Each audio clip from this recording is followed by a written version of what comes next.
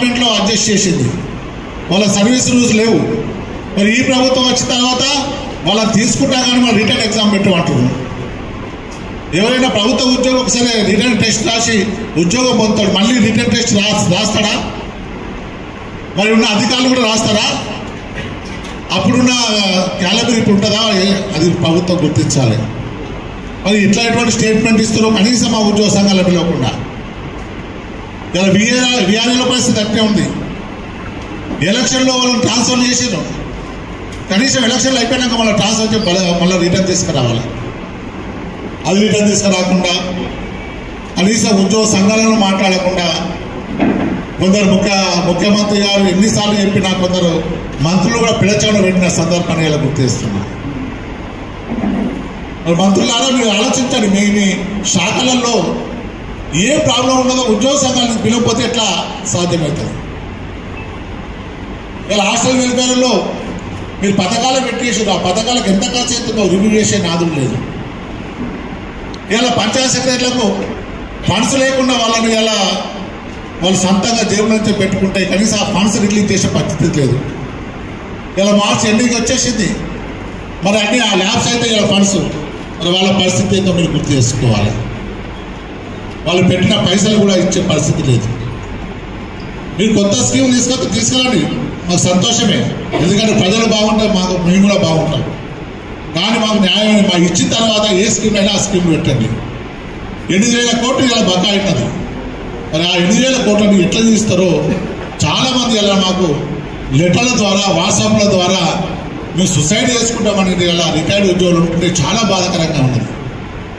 మరి అన్ని సమస్యలు పరిష్కారం కావాలంటే ఇలా జేఏసీని పటిష్టపరుస్తున్నాం. మార్చి 31కి మొత్తం జేఏసీలు ఏర్పాటు చేసుకోవాలని ఇలా తీర్మానం చేయడం జరిగింది. అలాగే మీ జిల్లాలో ఎమ్మెల్యేలకు ఎమ్మెల్సీలకు మరి వీళ్ళందరికీ వినతి పత్రాలు ఇవ్వండి ఏప్రిల్ 1 నుంచి 30 వరకు. ఎందుకంటే వాళ్ళకు తెస్తుంది, ఎందుకంటే వాళ్ళకు మేము ఓట్లు వేసినాం కాబట్టి మా ఉద్యోగుల సమస్య తెస్తుంటుంది. తర్వాత రాష్ట్ర సదస్సులు ఏర్పాటు చేసుకున్న తర్వాత అందరం కలిసి రాష్ట్ర మహాదాన చేసుకొని అన్ని కార్యక్రమాలు తీసుకొని ఇలా ఉద్యోగులు ఒక్కటిగా ఉండి అన్ని హక్కులు సాధించుకుని మేము ప్రభుత్వ ఉద్యోగుల ప్రభుత్వం మద్దతుగానే ఉంటాం. మీరు చేసే పథకాలను ప్రజల దగ్గర తీసుకుపోతాం, ఆ అమలయ్యాక చూస్తాం. ఇలా రాష్ట్రంలో మన తెలంగాణ రాష్ట్రంలో ముందచ్చేటట్టు ఇలా ఉద్యోగులు చూస్తాం. కానీ మీరు కూడా మా ఉద్యోగుల బాగోగులు చూసే బాధ్యత మీకు తీసుకోవాల్సిన బాధ్యత మీకున్నది.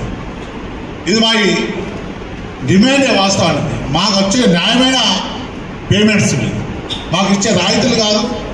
చాలామంది ఉద్యోగులను ఎవరో సోషల్ మీడియా పెడితే ఇలా సస్పెండ్ చేయడం, కనీసంగా మీరు దాన్ని ఎక్కడ గ్రౌండ్ లెవెల్లో ఎంక్వైరీ చేయకుండా ఇలా ఉద్యోగులను ఇబ్బంది పెట్టే సందర్భాన్ని గుర్తు చేస్తున్నారు. మరి అటువంటి చర్యలు ఎవరు చేసినా గత ప్రభుత్వంలో వాళ్ళు చెప్పింది చేశాం. సమస్యలు మీ పరిస్థితుల్లో కార్యాచరణకు పోవాల్సిన పరిస్థితులు రానియకుండా చేయండి.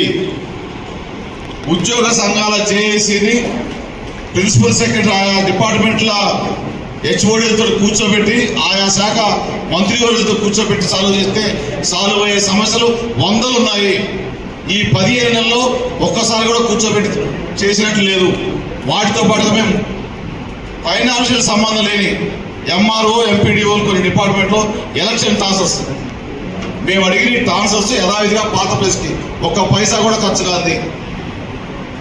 సాధారణ బదిలీలు గత సంవత్సరాలు ఈ సంవత్సరం సాధారణ బదిలీలు చేయండి.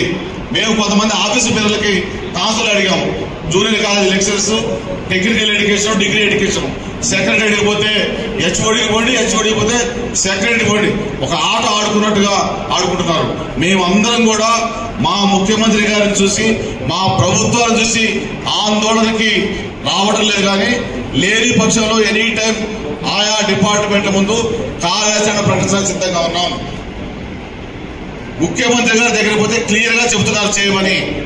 మేము హెచ్ఓడీలకు కానీ ప్రిన్సిపల్ సెక్రటరీ దగ్గర పోయినప్పుడు మినిమం మర్యాద కూడా ఇవ్వకుండా, అసలు పిటిషన్ తీసుకోకుండా, తీసుకున్న దాన్ని ఎండార్స్మెంట్ చేయకుండా, కన్సర్న్ డిపార్ట్మెంట్కి పంపకుండా గత 10 సంవత్సరాల్లో ఆ ప్రభుత్వం ఎలా జరిగిందో అదే రీతి కొనసాగుతుంది.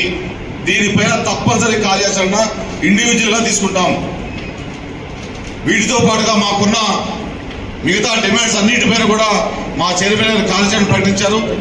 33 జిల్లాల్లో కూడా జేఏసీని జిల్లాల్లో పర్యటన, ఆఖరిగా హైదరాబాద్ లో మహాసభ, దాంట్లో కార్యాచరణ రూపొందించిన ఇవన్నీ కూడా తదుపరి కార్యాచరణ తప్పనిసరి పరిస్థితులు చేయాల్సి వస్తుంది. రిలీఫ్ తప్ప 19 ఏళ్ళు అయింది. పిఆర్సీ కమిషనర్ గారిని స్వయంగా జేఏసీ చైర్మన్ గారు మేము కలిస్తే గవర్నమెంట్ ఇప్పుడు ఇవ్వమంటే ఇప్పుడే ఇస్తామన్న రిపోర్ట్. ఆ రిపోర్టు తెచ్చుకొని దాన్ని ఇమీడియట్ గా నిన్న బట్టి గారు కలిసినప్పుడు కూడా చెప్పాం, బడ్జెట్ లో మినిమం మాకు సంబంధించిన బడ్జెట్ ప్రవేశపెట్టండి. పిఆర్సీకి సంబంధించింది, పెండింగ్ బిల్స్ కి సంబంధించినవి, హెల్త్ కార్డుకి సంబంధించినవి, మిగతా మాకు చాలా పెండింగ్ ఉన్నాయన్ని సమస్య, ఆర్థికపరమైన సమస్యలు మొత్తం మేము ఇచ్చిన 57 సమస్యల్లో 12 సమస్యలు ఉన్నాయి. బడ్జెట్ ప్రొవిజన్ పెట్టడని మేము వేడుకోవడం జరిగింది. వాటితో పాటుగా కొన్ని కమర్షియల్ ఎర్నింగ్ వచ్చే డిపార్ట్మెంట్స్ తో కూడా నిన్న చెప్పారు, జేఏసీ నుంచి మీరే వచ్చి చెప్పండి దేని ప్రాధాన్యత అని. ఈ రోజు జేఏసీలో కూర్చుంటే ఏది ప్రాధాన్యత కాదు, మెడికల్ బిల్లు ప్రాధాన్యత, కమ్యూనికేషన్ ప్రాధాన్యత, జీపీఎఫ్ ప్రాధాన్యత, ఏ బిల్లు ప్రాధాన్యత కాదు, ఈఎల్ ప్రాధాన్యత, రిటైర్డ్ ఎంప్లాయీ ప్రాధాన్యత, వర్కింగ్ ఎంప్లాయీకి ఇవ్వాలి, డైలీ శాలరీ ఇవ్వాలి, పెండింగ్ బిల్ ఇవ్వాలి. మేము ఎవరికి చెప్పాలో కూడా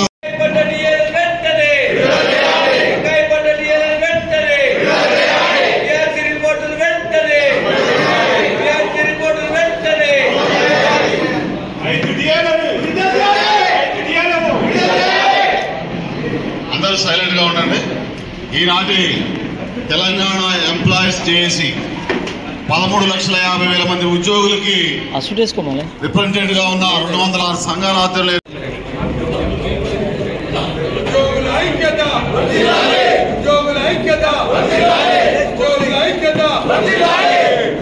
ఉద్యోగుల పెండింగ్ సమస్యలను వెంటనే